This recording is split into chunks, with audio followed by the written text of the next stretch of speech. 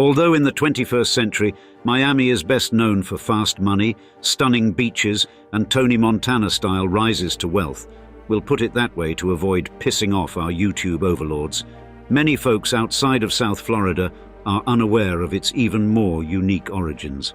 You see, in the late 19th century, the Miami area was a sparsely populated coastal expanse, far removed from the bustling metropolis it would become, and the transformation of this region into a thriving city owes much to an unexpected figure, Julia Tuttle, a newly widowed visionary who defied the constraints of her time. Indeed, in an era when women faced significant societal limitations, Julia Tuttle's determination and entrepreneurial spirit were extraordinary. After the passing of her husband, Tuttle moved to the Miami area in 1891, inheriting a large tract of land from her father, and through her foresight and unwavering resolve, Julia Tuttle laid the foundation for modern Miami. Indeed, episode will explain how her contributions not only shaped the city's early days, but also secured her place in history as the mother of Miami, as we describe, how a widowed single mother created the city of Miami.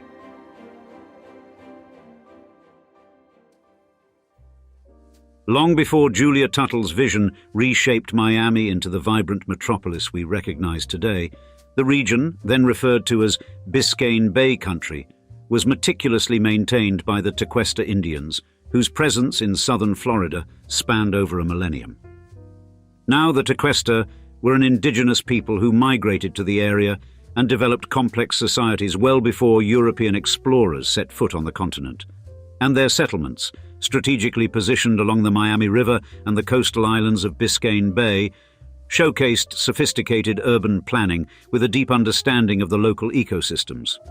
Indeed, these early Floridians were adept in fishing, hunting and gathering, and efficiently utilizing the bountiful marine resources of the southeastern Atlantic coast. Furthermore, instead of adopting agriculture, which was common among many indigenous cultures, the Tequesta capitalized on the rich offerings of their environment. Thus, their diet was heavily based on fish, shellfish, and native vegetation, which supported a stable and thriving culture that managed to sustain itself through deep knowledge of the land and sea. Now, the chronicle of European engagement commenced with the arrival of one Juan Ponce de Leon in 1513, marking the beginning of a new epoch.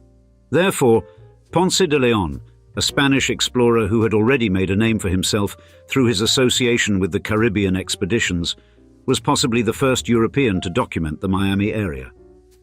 He recorded the name Chequesca as a noteworthy location during his quest for the mythical Fountain of Youth, famously reported to be in St. Augustine, Florida, a journey that broadly expanded European awareness of the Floridian Peninsula. However, despite the significant historical impact of figures like Ponce de Leon, the precise nature of his encounters with the Tequesta remains shrouded in historical ambiguity.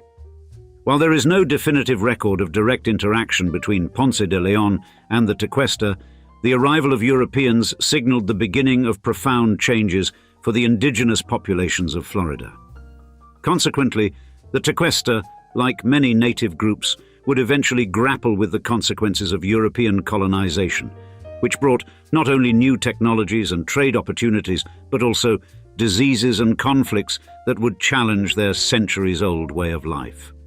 Then, shortly after Ponce de Leon's arrival, in 1567, the Spanish planted a short-lived mission and garrison among the Tequesta, only to retreat a few years later, leaving the indigenous population to grapple with European diseases and intertribal skirmishes. The centuries that followed saw the area largely overlooked by colonial powers, with only fleeting European engagements. But the 1700s brought severe trials for the Tequesta, culminating in a significant migration to Havana in 1711 as they sought refuge from persistent adversities.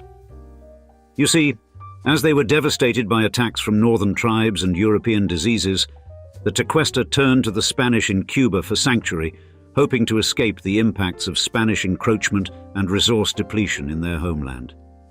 In 1743, the Spanish attempted to reassert their presence by establishing a new mission and fort on Biscayne Bay.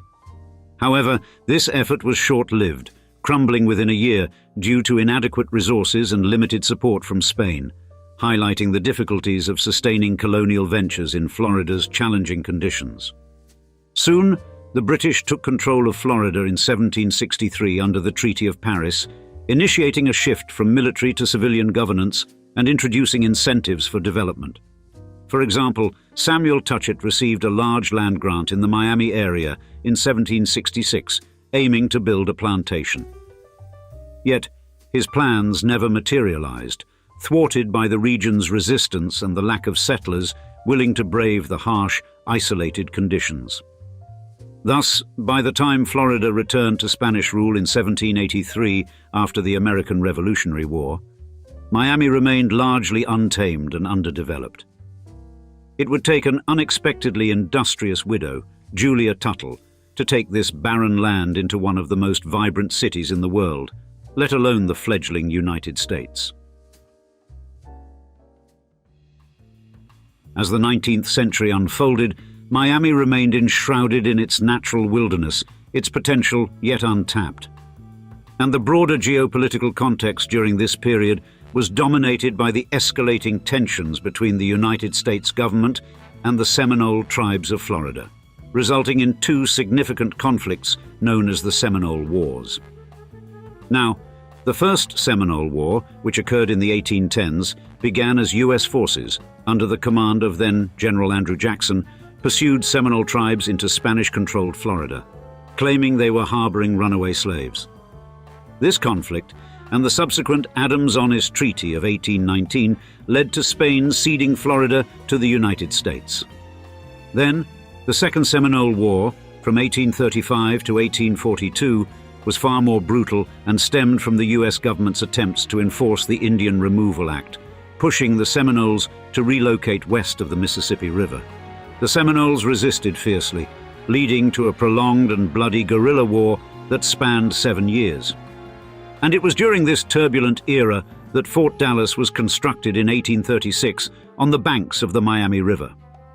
Serving as a defensive stronghold against Seminole attacks, Fort Dallas provided a sense of security necessary for the few European-descended settlers in the region. It was within this moment in history that a handful of intrepid settlers found their way to this promising land, spurred by the U.S. federal government's alluring offer of free land.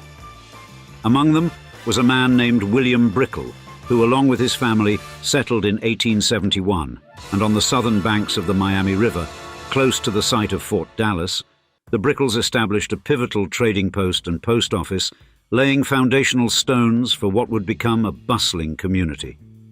Soon, William and his wife, Mary Brickell, became linchpins in Miami's early growth, acquiring vast stretches of land and engaging vigorously with the local populace in trade. And their efforts, both in commerce and community building, positioned them as key figures in the nascent stages of Miami's development, shaping the region's economic landscape. It was within this broader context that Julia Tuttle, famously dubbed the Mother of Miami, would come to the region. Now, she herself was born Julia de Forest Sturtevant on the 22nd of January 1849 in Cleveland, Ohio. And the etymology of her married name, Tuttle, stretches back to the Old Norse personal name Thorkel, a combination of Thor, or Thor, the Scandinavian god of thunder, and Ketil, meaning cauldron. Another possible origin is from the Old English Tot Hill, referring to a dweller by the lookout hill, indicative of someone living near strategic vantage points in England. As for her father, Ephraim Tanner Sturtevant, he was born came in July 1803 in Warren, Connecticut, and as a man of diverse talents, Ephraim became a professor, planter, and politician, graduating from Yale College in 1826. He initially embarked on a teaching career, holding a position at Western Reserve College in Ohio, before health concerns prompted his move to a farm in East Cleveland in 1846. And the search for a healthier climate led him further south to Biscayne Bay, southern Florida, in 1870. There he engaged in tropical agriculture and local politics, serving as a county judge and being elected to the Florida State Senate in 1872, before passing in the year 1881. Now, Julia's personal life saw her marrying Frederick Leonard Tuttle in 1867, with whom she had 2 children, Frances Emmeline and Henry Ethelbert.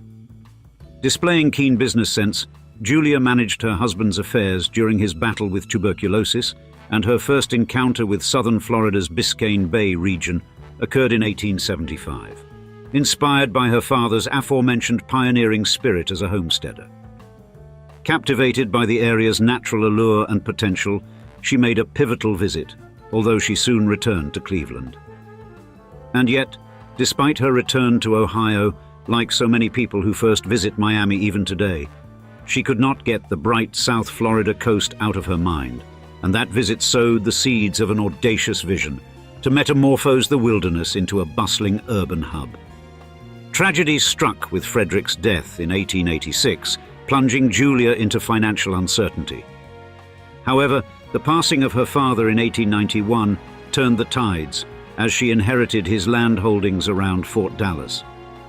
Armed with a fresh start, the 42-year-old widow, along with her children, moved to this relatively isolated locale, acquiring an additional 640 acres along the Miami River.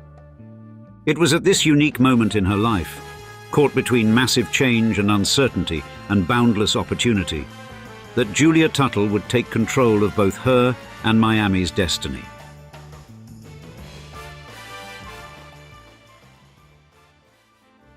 Facing the harsh challenges of the tropical environment of an untamed Miami coastline head-on, Julia refurbished an old stone building into a home for her family.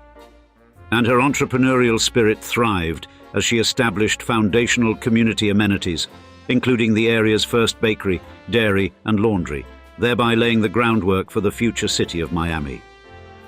You see, Julia was, even then, acutely aware that the transformation of the wilderness in southern Florida into a dynamic urban center hinged on establishing robust transportation links.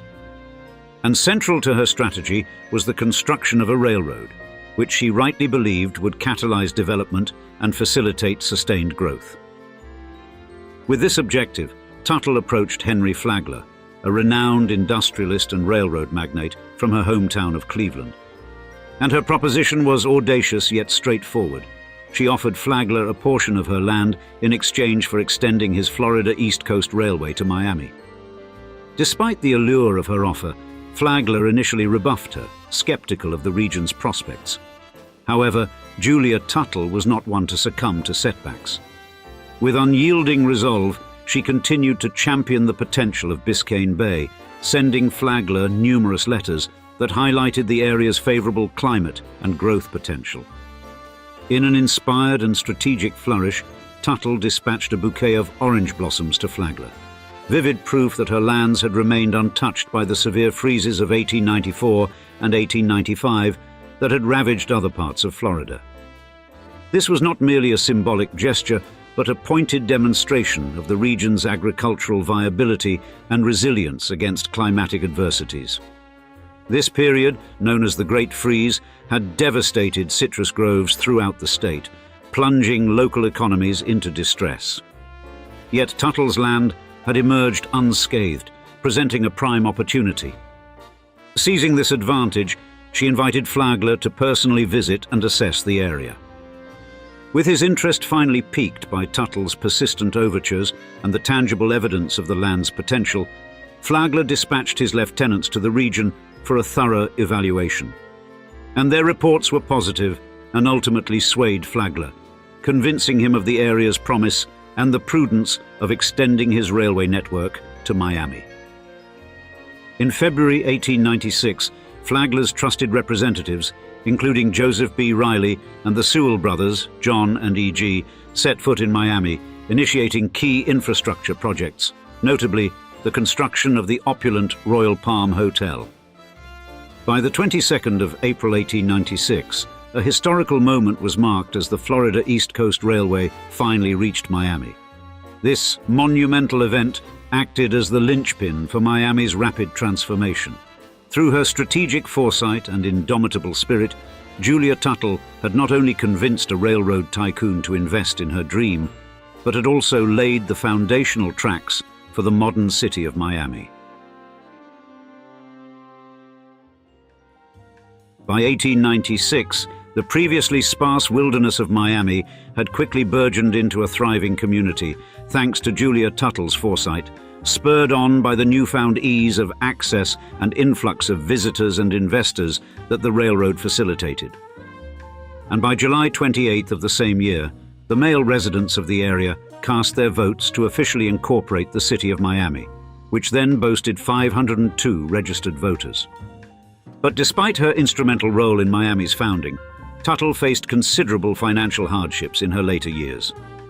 Her generous land grants to Flagler, intended to spur the city's growth, left her in significant debt, and tragically, in 1898, Tuttle contracted meningitis and passed away on September 14th, at the relatively young age of 49. Following her death, her children were compelled to sell off the remaining tracts of land to settle her debts, and for a period, the magnitude of her contributions faded from public memory. Yet, as the years have passed, recognition of Tuttle's legacy has grown profoundly. Today, her impact on Miami's development is celebrated and memorialized in various forms. The Julia Tuttle Causeway, a vital artery connecting Miami with Miami Beach, bears her name, symbolizing her role as a connector of people and ideas. Furthermore, a sculpture in her likeness stands proudly in Bayfront Park, serving as a permanent tribute to her vision and determination. Various other memorials and dedications throughout the city also stand as monuments to her enduring influence on the history and landscape of Miami. And these honors ensure that Julia Tuttle's vision and legacy continue to be acknowledged and celebrated, highlighting her as a foundational figure in the transformation of Miami into the vibrant city it is today. And now, we'd like to see you in the comments. Are you a native of Miami or Florida in general, and had you heard of Julia Tuttle before? We love hearing direct comments from natives of the places we discuss, so don't be shy and feel free to let us know your story. We look forward to hearing from you, and thanks again for joining us for another episode of Old Money Luxury. Cheers until next time.